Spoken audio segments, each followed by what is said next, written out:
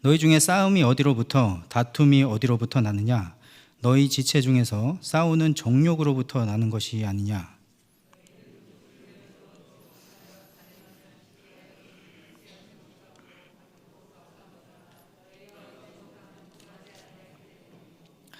구하여도 받지 못함은 정욕으로 쓰려고 잘못 구하기 때문이라.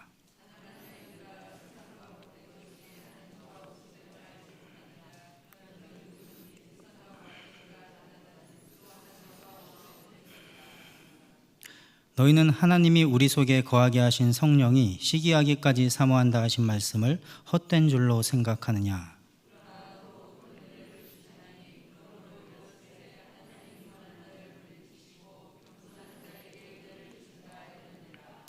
그런즉 너희는 하나님께 복종할지어다. 마귀를 대적하라. 그리하면 너희를 피하리라.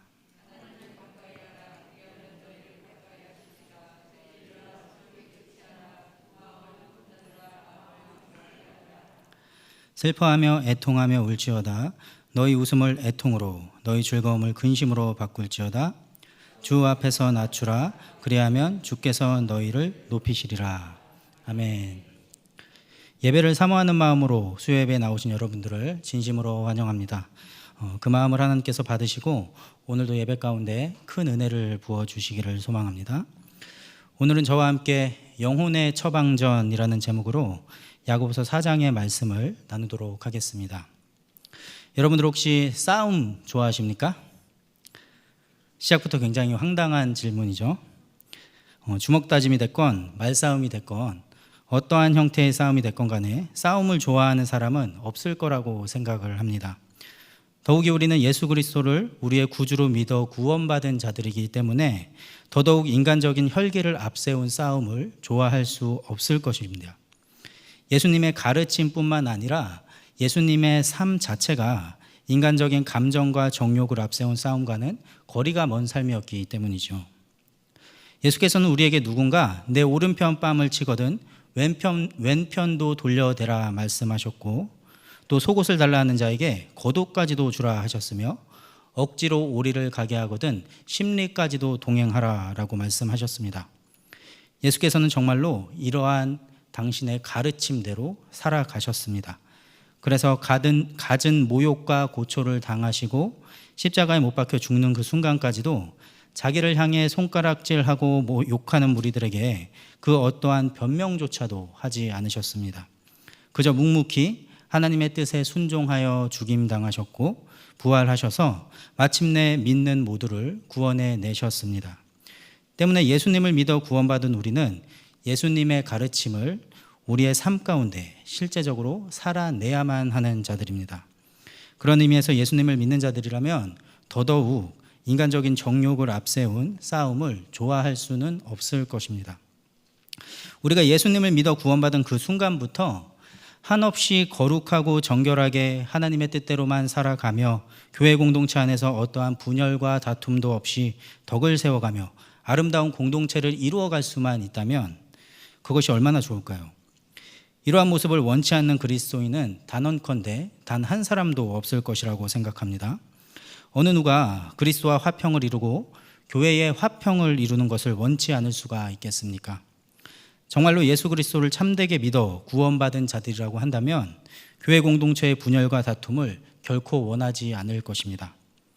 그러나 우리의 현실, 교회의 현실은 우리의 간절한 원과는 달리 때때로 다툼이 있고 분열이 일어나기도 합니다.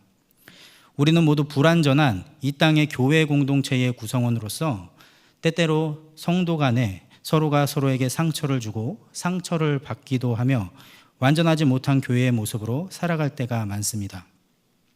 이 야고보 당시의 초대교회 역시도 어쩌면 오늘날 이 땅의 교회의 모습과 별반 다르지 않은 모습이었던 것 같습니다. 야고보는 1절에서 말하기를 너희 중에 싸움이 어디로부터 다툼이 어디로부터 나느냐? 너희 지체 중에서 싸우는 정욕으로부터 나는 것이 아니냐라고 말씀합니다.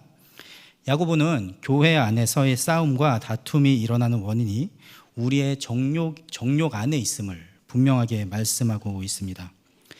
이 말씀을 우리는 잘 생각해 봐야만 합니다.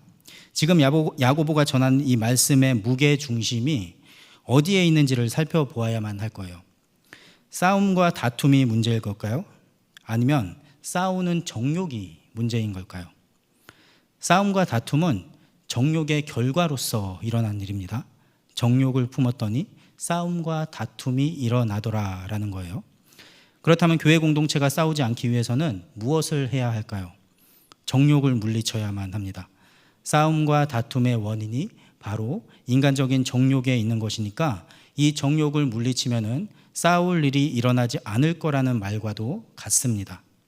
결국 야고보가 강조하고자 하는 것은 정욕의 결과로서의 싸움과 다툼이 아니라 싸움과 다툼의 원인이 되는 정욕이 문제다라는 것을 강조하고 있는 말씀입니다.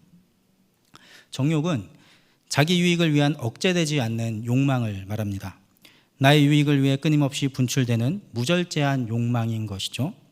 사실 욕망 자체는 결코 나쁘다라고 볼 수는 없을 거예요. 인간은 모두 욕망하는 존재로 지음받았기 때문입니다. 하나님께서 아담과 하와를 창조하셨을 때도 아담과 하와는 서로가 서로를 욕망할 수밖에 없게 창조되었습니다. 그리고 피조물인 인간은 창조주 하나님을 간절히 사모하고 욕망하는 존재로 지음받아 하나님의 말씀에 순종하며 늘 하나님과 가까이하며 동행하는 삶을 살도록 창조되었습니다. 문제는 우리의 욕망이 선한 욕망, 하나님을 향한 욕망이 아니라 우리 개개인의 죄악된 욕망, 그저 나를 높이고 나의 쾌락과 나의 유익만을 위한 욕망일 때 문제가 발생하게 되는 것이죠. 교회 공동체는 개인의 사사로운 욕심을 채우거나 개인의 유익을 추구하기 위해 존재하는 공동체가 아닙니다. 교회 공동체의 주인공은 언제나 내가 아닌 예수 그리스도여야만 합니다.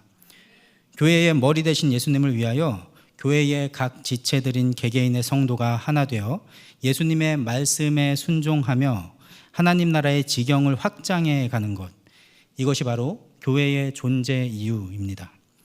때문에 교회 안에서는 그 어떠한 형태의 자기 유익이나 자기 쾌락을 앞세운 행위가 행해져서는 안 됩니다.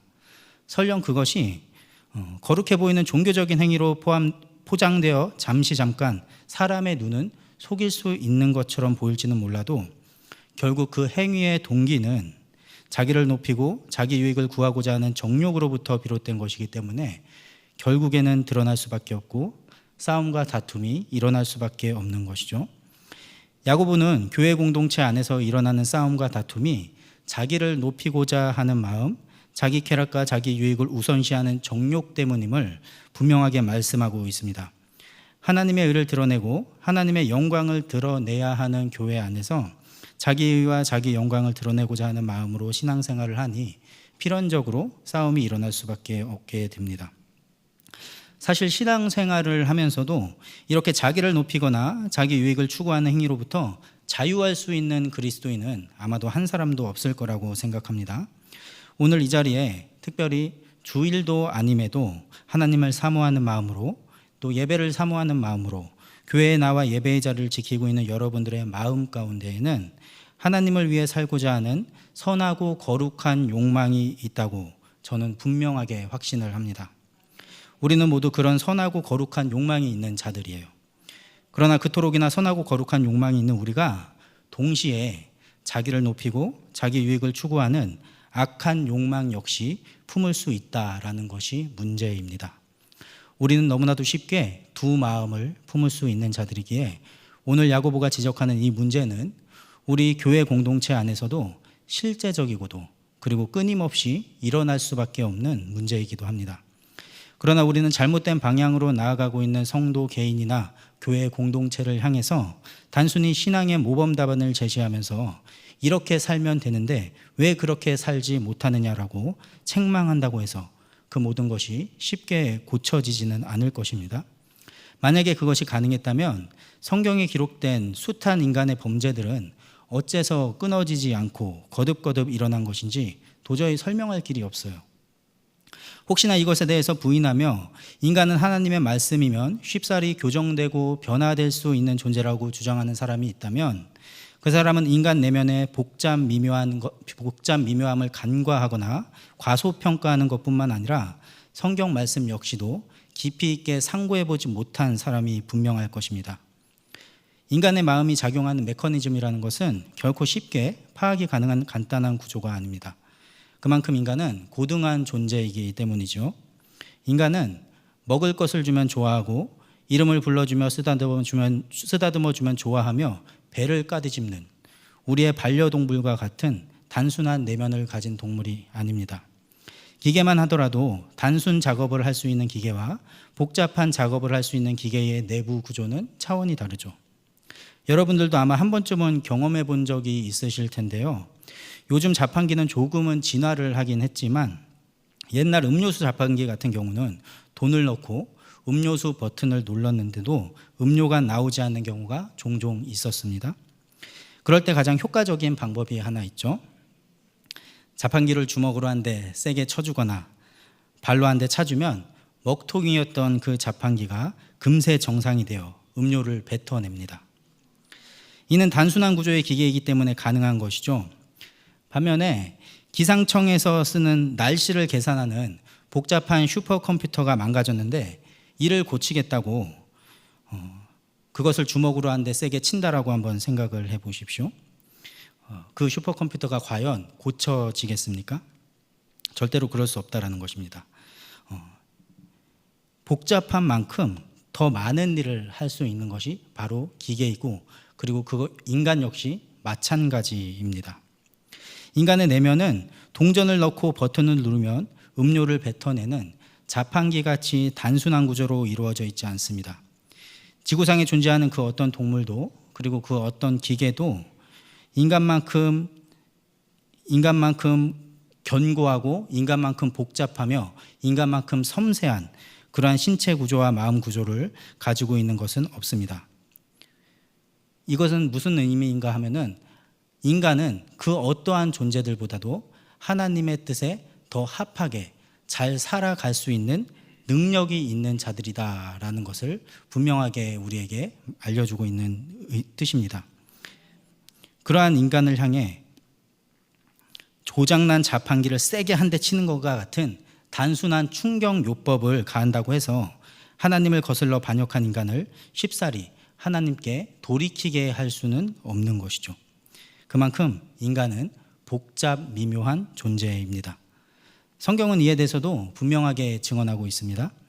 애초에 하나님께서 인간을 선하게 지으셨음에도 불구하고 그래서 에덴 동산에서 하나님과 온전히 동행하며 하나님으로부터 비롯된 수많은 축복들을 누리고 있었음에도 불구하고 자유의지를 가지고 있었던 인간은 자기의 의지로 선을 행할 수도 있고 악을 행할 수도 있었던 인간은 결국 하나님의 말씀에 불순종하여 타락하고 맙니다. 하나님의 말씀에 순종할 수 있는 최상의 환경과 조건을 다 갖추고 있었던 타락 이전의 인간은 어느 날 불현듯 하나님의 뜻대로 살아가며 선을 행하고자 하는 그 마음보다 자기 자신이 하나님의 자리에 오르고 싶다는 죄악된 욕망에 사로잡혀서 결국 타락해버리고 말았습니다. 아무리 복잡한 기계라도 그 기계를 움직이는 정확한 메커니즘만 파악하고 있다면 그 기계는 우리 뜻대로 쉽게 움직일 수 있습니다.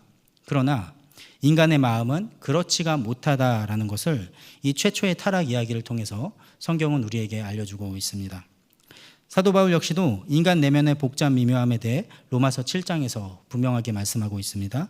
7장 22절부터 보면 내 속사람으로는 하나님의 법을 즐거워하되 내 지체 속에서 한 다른 법이 내 마음의 법과 싸워 내 지체 속에 있는 죄의 법으로 나를 사로잡는 것을 보는도다. 오호라 나는 곤고한 사람이로다. 이 사망의 몸에서 누가 나를 건져내랴. 이렇듯 성경은 인간이라는 존재는 결코 단순한 존재가 아님을 분명하게 증언하고 있습니다. 그래서 범죄한 인간을 향해 이빠른 소리를 한들 쉽사리 변화되지 않는 이유가 바로 여기에 있습니다. 그렇다면 범죄하여 병든 영혼을 그 죄에서 돌이키게 하고 완전하게 고칠 수 있는 방법은 도무지 없는 것일까요? 당연하게도 죄악에 빠지고 정욕에 빠져 병들고 고장난 인간의 영혼을 고칠 수 있는 방법은 있습니다. 야고보는 당시의 교회 공동체를 향해 그리고 오늘 우리에게 아주 분명하고도 확실한 영혼의 처방전을 제시하고 있습니다. 무엇인지 저와 함께 살펴보도록 하겠습니다. 4절입니다. 가늠한 여인들아, 세상과 벗된 것이 하나님과 원수됨을 알지 못하느냐? 그런즉 누구든지 세상과 벗이 되고자 하는 자는 스스로 하나님과 원수가 되는 것이니라. 아멘. 야고보는 지금 교회 공동체를 향해 아주 강력한 충격요법을 행하고 있습니다. 교회를 향해 가늠한 여인들아 라며 아주 격정적으로 외치고 있는 야고보의 음성이 귓가에 울려 퍼지는 것만 같습니다. 야고보가 가늠한 여인들아 라고 칭하는 자들은 교회 바깥에 있는 불신자들이 아니었습니다. 하나님과 관계가 없는 자들이 아니었어요. 그들은 교회 안에서 예수 그리스도를 믿음으로 고백하는 그리스도인들이었습니다. 지금 야고보는 다른 어느 누구도 아니고 교회를 향하여 가늠한 여인들아 라며 아주 충격적인 표현을 사용하고 있는 것이죠. 마치 이런 것이죠. 제가 오늘 여러분들 앞에서 설교를 하면서 여러분들에게 사랑하는 성도 여러분 이렇게 부드럽게 여러분들을 부르는 것이 아니라 여러분들을 향해서 제가 이 가늠한 여인들아 라고 부른다고 한번 생각을 해 보십시오. 물론 그렇게 가정을 해보자는 겁니다. 그렇다는 것이 아니고요. 아마도 난리가 나겠죠. 네? 어디 머리에 피도 안 마른 강도사가 주둥아리를 함부로 놀리냐며. 네.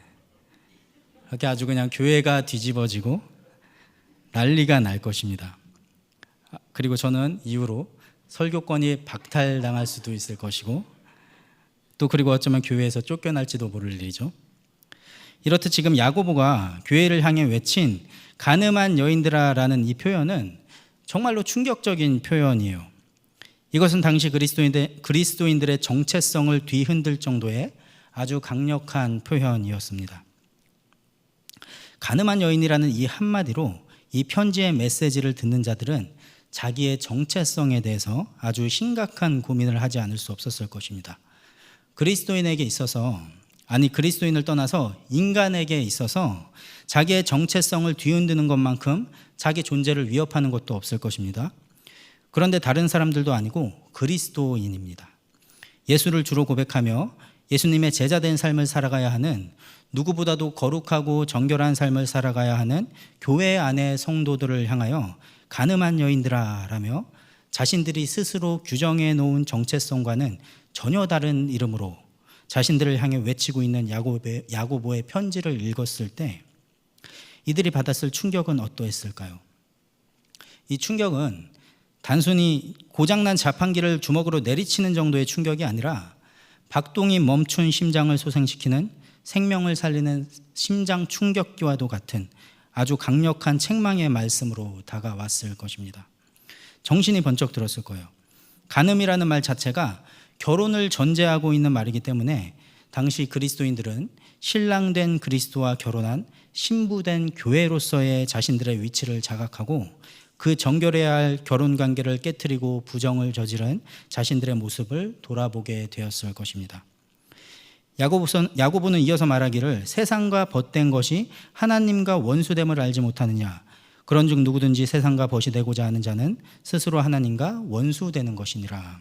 아멘 라고 말씀하고 있습니다. 야고보는 세상과 하나님을 동시에 사귈 수 없다라는 것을 분명하게 말씀합니다. 세상과도 친구로 지내고 하나님과도 친구로 지낼 수 없다는, 반드시 양자택일을 요구하는 이 극단적인 말씀은 당시의 그리스도인들의 삶의 모습을 돌아보게 했을 것입니다. 세상과 벗이 된다라는 것은 세상적 가치관을 따라 세상에 순종하며 살아간다라는 것을 뜻합니다.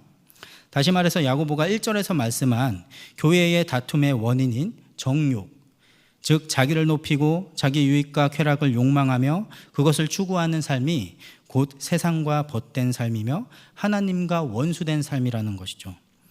그리스도인이 살기 위해서는 반드시 그 행위를 돌이켜 하나님과 벗이 되고 세상과 원수된 삶을 살아가야만 합니다. 그렇다면 하나님과 벗이 된다는 것이 도대체 어떤 의미일까요?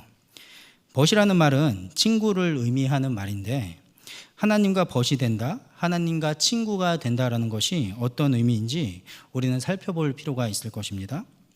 당연하게도 사람과 사람 사이의 친구 관계를 이야기하는 것은 아닐 거예요. 사람과 사람 사이에서의 친구 관계는 동등한 위치를 전제합니다.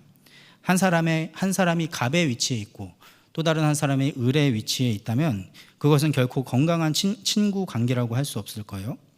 사람 사이에서의 친구 관계의 핵심은 동등한 위치입니다. 물론 사회적 지위나 재산의 많고 적음 등 인간적인 여러 조건들에서 차이가 분명히 있을 수는 있습니다. 그러나 친구 관계에서의 동등한 위치라는 것은 사회적 지위나 재산의 크기에 있어서의 동등함을 말하는 것이 아니라 마음의 동등함을 말하는 것이죠. 나보다 사회적으로 높은 자리에 있건 낮은 자리에 있건 돈이 나보다 많건 적건 마음이 동등한 자리에 있어 서로가 서로를 존중하며 의지하며 즐거워하며 때로는 잘못된 길로 가는 친구를 위해 쓴소리도 내뱉고 욕도 한 바가지 해줄 수 있는 그러한 관계에 있는 자들을 우리는 진정한 친구라고 부릅니다. 그러나 그것은 인간관계에서의 친구인 것이고 하나님과 친구가 된다는 것, 하나님과 벗이 된다는 것은 그런 것이 아닙니다. 성경에서 하나님의 벗이라 칭함을 받은 사람이 있죠. 야고보서 2장 23절에서도 이에 성경에 이른바 아브라함이 하나님을 믿으니 이것을 의로 여기셨다는 말씀이 이루어졌고 그는 하나님의 벗이라 칭함을 받았나니 라고 말씀하고 있고요. 또 이사야 41장 8절에서도 나의 종 너 이스라엘아 내가 택한 야곱아 나의 벗 아브라함의 자손아 라고 말씀하고 있습니다. 이렇게 성경에서 하나님의 벗이라고 칭함받는 사람은 바로 아브라함이었는데 아브라함은 결코 하나님과 동등한 위치에 있었던 존재가 아니었습니다. 그 역시 하나님께서 창조하신 피조물에 불과한 존재였어요. 그럼에도 아브라함이 하나님께 벗이라 칭함받을 수 있었던 이유는 무엇이었을까요? 그것은 바로 하나님을 향한 절대적인 믿음이 있었기 때문입니다. 하나님께서 아브라함을 시험하시려고 아들 이삭을 번제로 바치라고 말씀하셨잖아요. 그때 아브라함은 하나님을 향해 어떠한 반대 의사도 표하지 않고 곧바로 순종하여 이삭을 번제로 바치기 위해 이삭을 데리고 모리아 땅으로 갔습니다. 그리고 번제할 곳에 이르러서 종들은 아래에서 기다리게 하고 이삭과 둘이서만 올라가면서 남겨둔 종들에게 말하기를 너희는 이곳에서 기다리라 내가 아이와 함께 예배하고 우리가 돌아오리라 라고 분명하게 이삭과 함께 돌아올 것을 말씀하여 그리고 산에 올라가 이삭을 결박하여 제단 위에 놓고 칼로 아들 이삭을 망설임 없이 죽이려고 했습니다. 그때 하나님께서 아브라함의 팔을 멈추시고 아브라함의 믿음을 받으십니다. 아브라함은 이삭을 칼로 치려는 신용만 했던 것이 아니라 정말로 이삭을 그 자리에서 죽여서 하나님께 바치려고 했어요. 그런데 성경을 보면 아브라함의 행동과 말이 앞뒤가 안 맞는 게 종들에게는 내가 반드시 아들 이삭과 함께 돌아올 것이다 라고 말했는데 제단 위에서는 이삭을 실제로 정말로 죽이려고 했습니다. 만약에 하나님께서 아브라함의 팔을 멈추지 않았다라고 한다면 그 아들 이삭은 영락없이 그 제단 위에서 죽임을 당했을 것입니다. 그러나 아브라함은 믿었던 겁니다. 자신이 남자로서의 생명을 다한 그 노년에 기적적으로 아들을 주신 하나님이라면 아들 이삭을 번제로 바친다 할지라도 그 죽음 가운데서 이삭을 다시 살리실 수 있는 분이시다라는 것을 분명하게 믿었던 겁니다.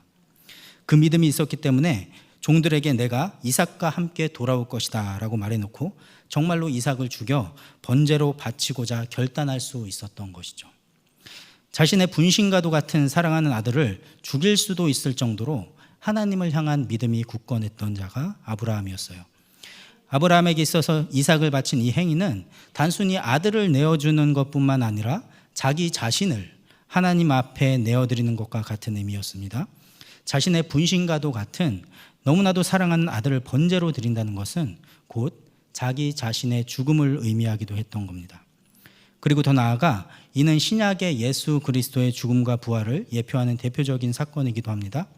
다시 말해서 하나님의 벗이 된다라는 것은 자기를 죽이고자 결단한 자가 하나님의 살리심을 경험함으로 인하여 하나님을 향한 더욱더 굳건한 믿음으로 살아가게 되는 것을 말합니다. 예수 그리스도의 죽음과 부활을 믿음으로 죄사함을 받아 구원을 받는 자들이 갈라디아서 2장 20절의 말씀처럼 내가 그리스도와 함께 십자가에 못 박혔나니 그런즉 이제는 내가 사는 것이 아니요 오직 내 안에 그리스도께서 사시는 것이라. 이제 내가 육체 가운데 사는 것은 나를 사랑하사 나를 위하여 자기 자신을 버리신 하나님의 아들을 믿는 믿음 안에서 사는 것이라 라는 고백을 실제로 살아내는 것을 말합니다. 육신의 정욕을 앞세워서 살아감으로 교회에 분란을 일으키고 싸움과 다툼을 일으키는 것이 아니라 하나님의 아들을 믿는 믿음 안에서 오직 그리스도로 살아가는 자들이야말로 아브라함처럼 하나님의 벗이라 칭함받을 수 있다는 거예요. 야고보는 당시 교회 공동체를 향하여 싸우는 정욕으로부터 돌이켜 이러한 믿음으로 하나님과 벗된 삶을 살아라 라고 아주 강력하게 요청했던 것입니다. 그리고 이는 오늘 우리에게도 동일한 요청으로 우리의 마음을 때리는 강력한 말씀인 줄로 믿습니다. 우리는 절대로 세상과 벗된 삶을 살아가서는 안 됩니다. 우리 스스로를 높이고자 우리의 욕망에 사로잡혀 우리 개인의 사사로운 욕심과 유익을 얻기 위해 하나님의 이름을 이용해서는 안 되는 자들입니다. 참으로 하나님과 벗된 삶, 믿음으로 순종하는 삶, 믿음으로 나를 쳐서 죽이는 삶, 예수 그리스도로 사는 삶을 살아야만 할 줄로 믿습니다. 5절과 6절의 말씀을 보겠습니다. 너희는 하나님이 우리 속에 거하게 하신 성령이 시기하기까지 사모한다 하신 말씀을 헛된 줄로 생각하느냐. 그러나 더욱 큰 은혜를 주시나니 그러므로 일렀으되 하나님이 교만한 자를 물리치시고 겸손한 자에게 은혜를 주신다 하였느니라. 아멘. 사실 이 5절의 말씀은 이해하기가 쉽지 않습니다.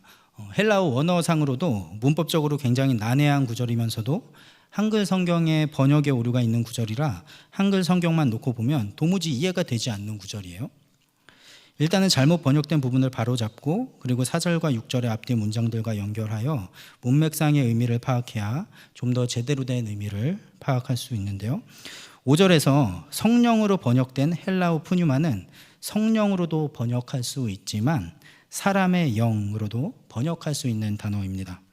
그런데 5절의 말씀을 번역된 한글 성경대로 성령으로 번역하여 읽어보면 그 내용이 도무지 이해가 되질 않아요. 앞뒤 문맥을 다 같이 살펴보더라도 내용이 완전히 이상해집니다. 그런데 이것을 사람의 영으로 번역해서 해석을 하면 비로소 그 의미가 드러납니다. 5절의 말씀을 하나님이 우리 속에 거하게 하신 성령이 시기하기까지 사모하신다가 아니라 하나님이 우리 속에 거하게 하신 사람의 영혼을 시기하기까지 사모한다라고 번역을 하고 4절과 6절을 같이 연결해 보면 무슨 의미인지 아주 자연스럽게 이해가 됩니다.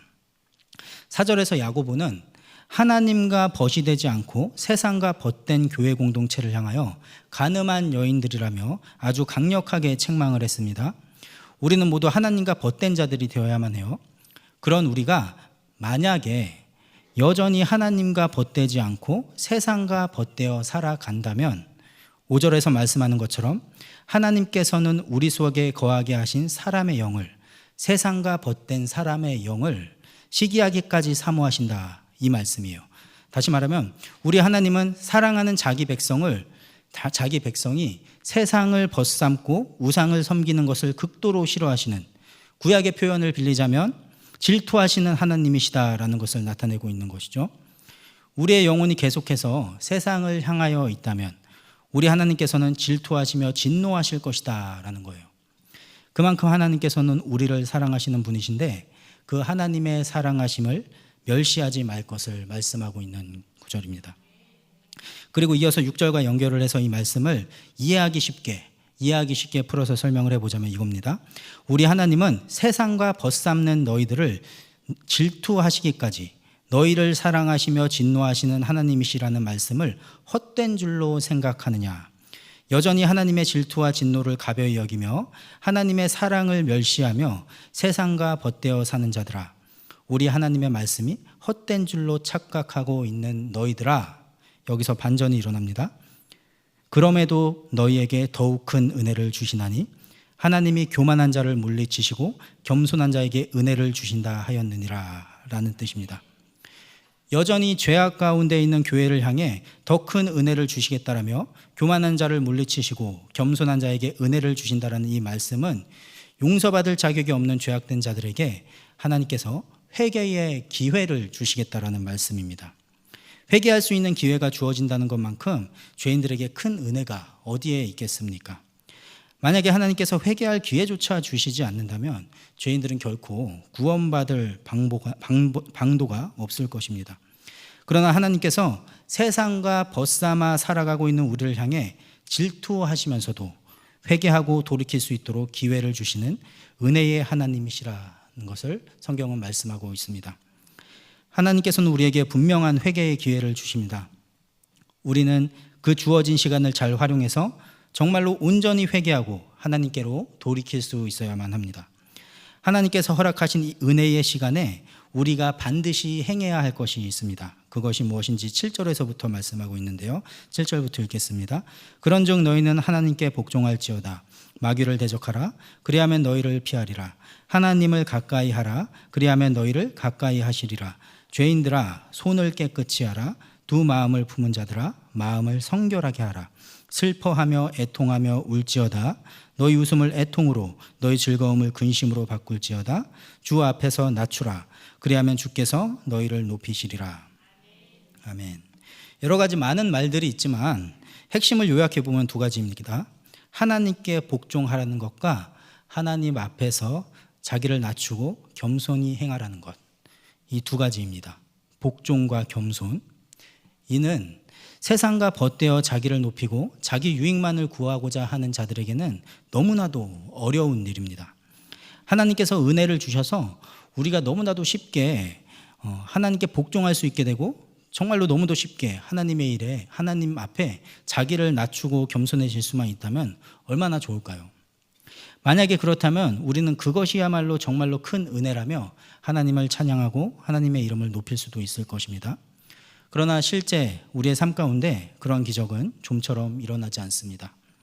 하나님께서 우리에게 베푸시는 은혜는 하나님께서 우리에게 원하시는 모습은 그런 것이 아니기 때문입니다. 물론 우리는 때때로 하나님의 초월적인 은혜를 경험하고는 합니다. 특별히 믿음이 연약한 초신자 때는 더더욱 그런 은혜를 많이 경험하게 되죠. 그래서 누가 시키지도 않았는데도 예배의 자리를 사모하여 예배의 자리를 힘써 지키기도 하고, 또 누가 시키지도 않았는데도 헌금 생활 꼬박꼬박 충실하게 하기도 하고, 누가 시키지도 않았는데도 말씀을 붙잡고 주야로 묵상하기도 하고, 누가 시키지도 않았는데도 기도하는 시간이 너무 좋아서 예배가 끝난 후에도 오랜 시간 예배당에 남아 기도를 하기도 하고, 실제 삶 가운데 어려움에 처하거나 억울한 일을 당했을 때 그럴 때에도 원망과 불평 없이 하나님의 일하심을 구하며 인내하기를 힘쓰기도 합니다. 믿음이 연약한 초신자 때는 하나님께서 더욱더 강력한 은혜를 부어주셔서 이 모든 일들이 어려움 없이 심지어는 아주 즐겁게까지 감당해낼 수 있는 넉넉한 은혜가 임하기도 합니다. 그러나 이러한 하나님의 은혜를 경험하고 하나님의 신령한 기적들을 체험하며 하나님의 살아계심을 분명하고도 굳건하게 믿게 된 자들에게 하나님께서는 언제까지나 어린아이가 먹는 음식을 주진 않을 것입니다. 장성한 자들은 더 이상 어린아이가 먹는 젖이 아니라 단단한 음식을 먹어야 하는 것처럼 하나님께서 우리에게 베푸시는 은혜의 형태도 우리의 성숙함에 걸맞게 변화되어 가는 것은 당연할 것입니다. 지금 하나님께서 야고보를 통하여 당시의 교회 공동체에게 그리고 오늘 우리에게 주시겠다라고 약속한 이 은혜는 쉽사리 하나님의 말씀에 복종할 수 있는 마음이나 쉽사리 자기 자신을 낮춰 겸손을 취할 수 있는 마음이 아닙니다. 지금 이들 교회 공동체는 자기의 정욕을 지나치게 앞세운 나머지 세상과 벗대고 하나님과 원수가 되기까지 한 간음한 여인과도 같은 그러한 상태였습니다. 그러나 이들은 분명히 한때 그렇게 타락하기 이전에 하나님을 말로 다할 수 없는 은혜에 사로잡혀 하나님의 말씀에 순종하기를 기뻐하며 즐거워하고 그랬던 시절이 분명히 있었을 것입니다. 그렇게 영적으로 순결하고 거룩을 잃어버리지 않았던 때가 분명하게 있었을 거예요. 그러나 하루 이틀, 1년, 2년 신앙생활을 해 나아가면서 어느 날 문득 자기도 모르게 자기를 높이고자 하는 욕망, 나의 유익을 취하고자 하는 욕망에 사로잡히게 되었고 그러한 세상적인 정욕으로 인하여 결국 교회의 다툼을 불러일으키기까지 했을 것입니다. 이러한 상태에 있는 자들에게 베풀어 주시는 하나님의 은혜는 회개할 기회를 주시는 은혜입니다. 다른 어떠한 대단한 것이 아니라 그렇게 회개할 수 있는 기회를 주시는 것이 은혜라는 것이죠. 더 이상 하나님의 초월적인 역사로 별다른 힘들이지 않아도 마음속에 하나님을 사모하는 마음이 넘쳐 흘러서 하나님의 뜻대로 살아갈 수 있는 시기는 지났습니다. 이제는 회개할 수 있는 기회를 주신 것을 은혜로 알아 그 허락된 시간 안에 마음이 움직이지 않고 몸이 움직이지 않더라도 힘써 몸부림쳐가며 하나님의 뜻대로 살아갈 수 있도록 다시금 돌이킬 수 있도록 무던히 애쓰고 노력해야만 합니다. 하나님의 말씀에 복종하는 것이 너무나도 힘들지만 자기를 쳐서 복종시키는 수고를 애써 행해야만 합니다. 이제는 겸손히 자기를 낮추는 것이 너무나도 힘들지만 이를 악물고 자기를 죽여가며 스스로를 보잘것없는 존재로 여기며 하나님 앞에 철저히 엎드리고 낮아질 수 있도록 몸부림쳐야만 합니다. 이제는 예배를 사모하는 마음이 사라져 버렸지만 다시금 그 마음이 뜨겁게 불타오를 때까지 몸부림치며 예배의 자리를 지켜야만 합니다. 이제는 기도하는 시간이 말씀을 묵상하는 시간이 너무나도 지겹고 힘들지만 그 마음을 쳐서 억지로라도 기도의 자리로 나와 자리를 지키고 도무지 눈에 들어오지 않는 성경 말씀을 한 글자 한 글자 애써 읽어 나가야 합니다. 세상적인 정욕으로 마음이 가득 차 세상과 벗대고 하나님과 원수된 가늠한 여인과도 같은 그리스도인들에게는 이 모든 것들이 너무나도 힘들고 어려운 일이겠지만 그렇게 마음이 변질되어 두 마음을 품은 그리스도인들은 회개의 시간이 주어진 것 자체를 은혜로 알고 우리의 영혼이 회복될 수 있도록 몸부림치며 수고하고 애쓰는 시간을 지나가야만 합니다. 우리가 이렇게 몸부림쳐야만 하는 이유는 우리에게 은혜가 떨어져 나갈수록 하나님과 관계가 멀어지고 점점 세상과 더 가까워질수록 우리의 마음은 하나님을 향한 선한 열망도 의지도 의욕도 꺾여버린 채 그저 하나님께서 해주시겠지라며 자포자기의 상태에 빠져버릴 수 있기 때문이에요. 절대로 그래서는 안 된다는 거예요. 언제까지 은혜 타령만 할 수는 없지 않겠습니까? 언제까지 두 손 놓고 무기력한 모습으로 하나님이 일하시기만을 기다릴 수는 없는 거잖아요. 하나님께서 원하시는 것은 그런 것이 아니에요. 비록 우리가 지금 변질되고 타락하여 두 마음을 품고 세상과 벗삼는 가늠하는 여인과 같은 삶을 살아가고 있을지라도 우리의 영적 상태를 깨닫고 회개하고 돌아오라 라는 하나님의 요청을 들을 귀가 있는 자들이라면 반드시 그 요청에 반응해야만 합니다. 다시금 하나님께로 돌아가 온전한 믿음을 회복하려는 끊임없는 노력과 분투야말로 끊임없이 자기를 쳐서 복종시키고 자기를 죽이고 낮추며 애쓰고 수고하는 우리의 몸부림이야말로 우리의 영혼의 단단한 근육이 되어 우리를 굳건하고 흔들림 없는 믿음의 사람으로 만들어갈 것을 믿습니다. 그렇게 수고하며 애쓰며 살아갈 때 분명한 것은 때가 되면 하나님께서 우리를 높이실 것이라는 사실입니다. 다른 것이 은혜가 아닙니다. 할 수 없는 우리에게, 능력 없는 우리에게 할 수 있는 힘을 주셔서 하나님의 분명한 일하심을 경험하게 하며 놀라움 가운데 하나님을 높이고 찬양하는 것, 그것만이 은혜가 아닙니다. 마치 아무런 힘도 아무런 도움도 주시지 않는 것만 같은 그 절망스러운 상황 가운데서도 그저 회개하고 돌이킬 수 있는 기회만 주시고 어떠한 힘과 어떠한 능력도 주시지 않는 그 무기력한 상황 가운데에서도 그것이 은혜인 줄 알아 나를 높이고 나의 유익을 구하려는 정욕을 쳐서 죽이고 하나님 앞에 복종하며 낮추기를 무던히도 노력하며 몸부림치며 하루하루를 살아냈더니 어느 날 불현듯 하나님께서 회복시키시고 높이시는 것, 복종하고 낮추면 주께서 너희를 높이시리라 라는 그 약속의 말씀이 어느 날 불현듯 이루어져 있음을 깨닫게 되는 것, 그것이 은혜인 줄 믿습니다. 그러한 절망적인 몸부림, 그러나 거룩한 몸부림으로 끝까지 포기하지 않고 하나님께로 굽혀 나아갈 때 우리의 상한 영혼은 반드시 회복되어질 줄로 믿습니다. 우리 사랑하는 성도님들, 때때로 세상 염려로 또 근심 걱정으로 또 때로는 자기를 드러내고 높이고자 하는 자기의로 또 나의 유익을 추구하고자 하는 세상적 정욕으로 살아갈 때가 있는 우리라는 것을 잘 압니다. 저도 마찬가지고요. 아니 사실 때때로 가끔이 아니라 더 자주, 더 많이 우리는 그 마음으로 살아갈 거예요. 그러나 회개하고 돌아오라는 하나님께 복종하고 낮추라는 그 순종하기 너무나도 어려운 하나님의 말씀을 지키기 위한 몸부림이 있는 자들은 반드시 하나님께서 회복시키실 줄로 믿습니다.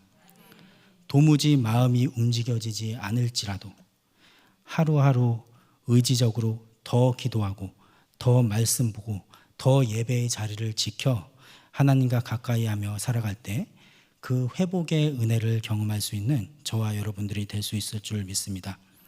그렇게 두 마음을 품은 우리가 마음을 돌이켜 하나님께만 오롯이 집중하며 하나님을 향한 선한 욕망으로 살아갈 수 있는 자들 될 수 있기를 간절히 소망합니다.